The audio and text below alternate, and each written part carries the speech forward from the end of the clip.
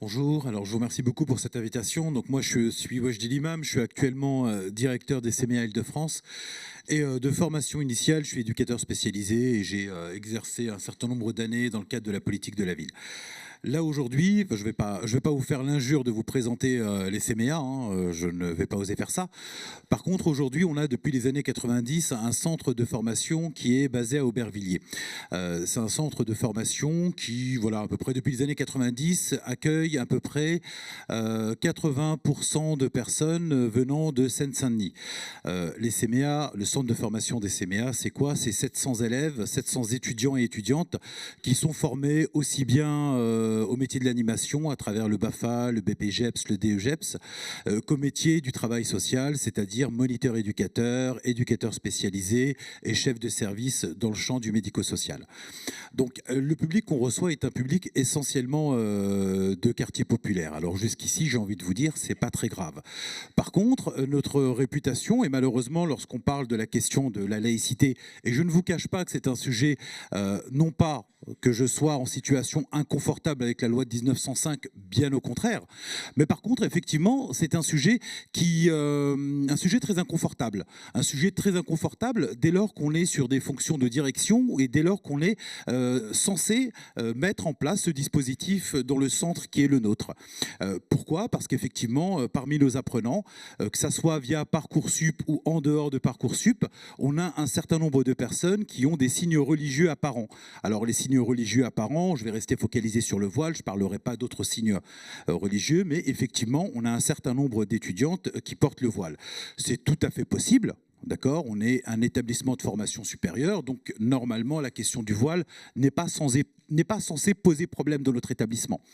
Mais ça n'empêche que tous les ans, lorsque Parcoursup se fait, j'entends, et des collègues m'appellent, des jeunes filles qui passent leur entretien Parcoursup avec un voile, et on leur dit « Non mais je pense que vous devriez aller au CMA, vous serez plus à l'aise là-bas. » Et c'est pas une fois, c'est pas deux fois, c'est pas trois fois. Et j'appelle des collègues d'autres écoles, ils me disent « Mais oui, ouais, je dis, tu sais très bien qu'elles seront plus à l'aise chez toi. » Et tout ça est problématique en fait. C'est problématique parce qu'effectivement, elles ont leur place chez nous. Et effectivement, nous, on essaye de faire le maximum pour que ceux qui croient et ceux qui ne croient pas cohabitent et puissent changer de place. Donc ça, pour nous, c'est important. Mais quand à un moment... Nous, cette question de laïcité, on la travaille aussi bien au sein de l'établissement et de l'accueil, mais c'est bien plus que ça. C'est-à-dire qu'à un moment, on est en train de former des professionnels de la relation, des professionnels de l'accompagnement, entre autres, sur la question de la laïcité, c'est-à-dire que lorsqu'ils vont travailler en collectivité publique, lorsqu'ils vont travailler dans des établissements médico-sociaux, ils vont forcément être confrontés à cette question-là. Et comment à un moment on essaye de s'en dépêtrer? Comment on essaye de travailler la question de la laïcité sans rentrer dans les enjeux d'angélisme ou de, comment dirais-je, ou de... J'essaye de trouver un mot un peu sans être complaisant. Voilà, sans être complaisant quelque part. Parce qu'à un moment, on forme des gens qui vont être amenés à travailler cette question-là sur leur terrain. Et la difficulté qu'on a, c'est qu'effectivement, la laïcité, parfois, trop souvent, en tout cas je trouve, c'est mon point de vue, alors je ne sais pas si M. Bobéro est dans la salle, mais on a une phrase souvent où on dit, voilà, aujourd'hui, la loi de 1905, on peut l'interpréter à la Bobéro ou on peut l'interpréter à la Pénarouise. Alors c'est deux lectures a priori, je suis désolé, mais en tout cas c'est ce qu'on dit dans le champ du travail social.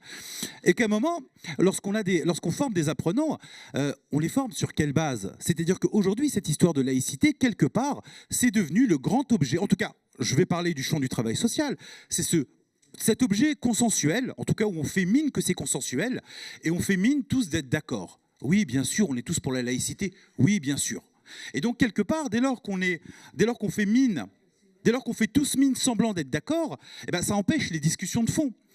Quand je vous dis on fait mine tous d'être d'accord, c'est-à-dire qu'à un moment, il faut effectivement définir qu'est-ce qu'on met derrière la loi de 1905 dès lors qu'on la traduit concrètement dans le champ de l'intervention sociale, déjà, et de l'animation.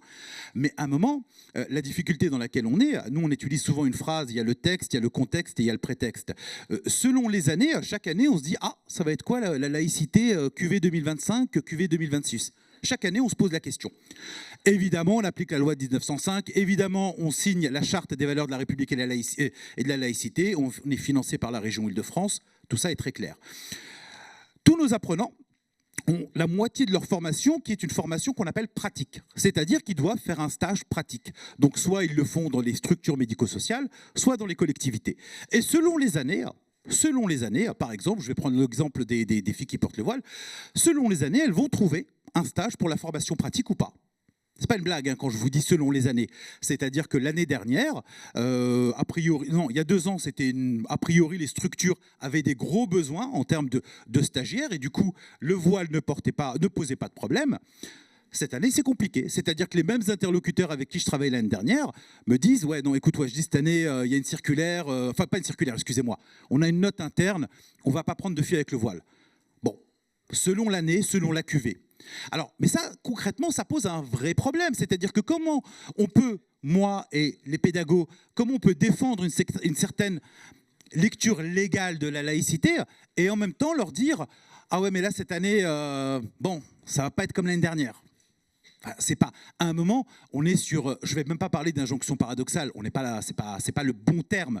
Mais à un moment, on est sur des contradictions. On est sur des contradictions permanentes qui empêchent la cohérence sur la mise en œuvre de cette loi-là. Et quand on est face à une difficulté de cohérence vis-à-vis de cette loi-là, comment on peut attendre des apprenants qui eux-mêmes qui puissent porter quelque chose un peu de cohérent? Parce que lorsqu'ils parlent avec leurs collègues des années précédentes, etc., ils savent que cette année, ça va être une année un peu dur ou un peu soft. Et ça, c'est problématique. C'est problématique parce qu'à un moment, on se rend compte que nous, en tant que centre de formation, on ne peut pas aborder cette question-là tout seul. On est obligé de travailler avec nos partenaires et on le fait. Mais nos partenaires eux-mêmes sont pris dans ce type d'injonction. C'est-à-dire qu'eux-mêmes, selon l'année, ça va se passer comme ça. Aujourd'hui, par exemple, ce qui est assez paradoxal, enfin, c'est absolument pas paradoxal d'ailleurs, mais contre beaucoup d'idées reçues, aujourd'hui, lorsqu'on a des stagiaires qui portent des signes religieux, on sait qu'elles vont faire leur stage. Le seul endroit aujourd'hui qui prend des stagiaires, ça va être des établissements confessionnels. Ça va être, et souvent d'ailleurs, par exemple, je ne sais pas pour ceux qui connaissent, c'est une organisation comme le Silence des Justes, effectivement, qui n'a pas de problème à prendre des filles qui portent des signes religieux. Mais les autres, on est vraiment dans des véritables impasses. Et le Silence des Justes, vous savez, il y a eu un super film il y a quelques années sur ça. C'est une structure de confession juive qui s'occupe d'enfants en situation de handicap. C'était hors norme, le film. Voilà, c'est ça, tout à fait, exactement. Et aujourd'hui, c'est-à-dire que comment, face à un problème de cohérence, j'ai envie de dire, en lien avec notre environnement, comment on peut travailler ça de manière pédagogique? Parce qu'on se rend compte qu'à un moment, parler du fond de la loi 1905, c'est devenu compliqué. Donc on fait semblant. On fait tous semblant qu'on parle de la même chose. Sauf qu'un jour, à force de faire semblant, il va y avoir des couacs. Le couac qu'on a eu récemment, c'est effectivement un formateur qui a été licencié. Un formateur qui, du coup, un apprenant vient le voir, il souhaite se convertir, et le formateur organise sa conversion. Alors, je ne vous raconte pas, enfin, surtout pour une organisation comme la nôtre, c'est-à-dire qu'on est quand même les CMEA, on se bat pour l'émancipation, pour un certain nombre de valeurs, et à un moment, rien ne va. Rien ne va ni du point de vue pédagogique, ni du point de vue de l'interprétation de la loi. Et ça n'a pas empêché, effectivement, cet ex-collègue de défendre ça au nom de la laïcité, en disant « moi, j'ai rien fait, c'est la personne qui est venue, qui a exprimé son souhait de changer de religion, etc. Et donc, du coup, moi, j'accompagne ça. » Bon, je ne vais pas rentrer dans le débat ici, ça n'aurait pas de sens. Mais ce que je veux dire, c'est qu'à un moment, on travaille avec des notions qu'on n'a pas pris le temps, auxquelles on ne s'est pas confronté de manière un peu empirique, on se retrouve dans des situations effectivement extrêmement compliquées. Bon, pour moi, je peux m'arrêter là. Moi, j'ai commencé en disant que c'était inconfortable comme sujet, donc là, pour l'instant, ça va. Je suis resté dans les clous. Voilà.